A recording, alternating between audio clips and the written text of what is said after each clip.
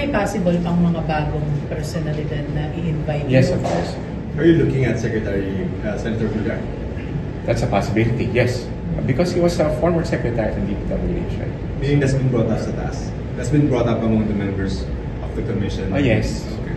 Sir, Senator Escudero was invited as the resource speaker. Will we expect former House Speaker Romualdez as well?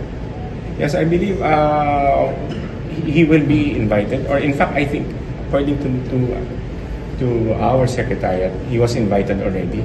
But I just have to find out if the summons or the subpoena was actually received. When did you send out the subpoena?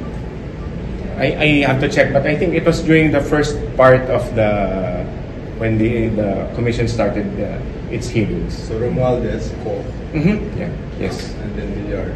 Yes.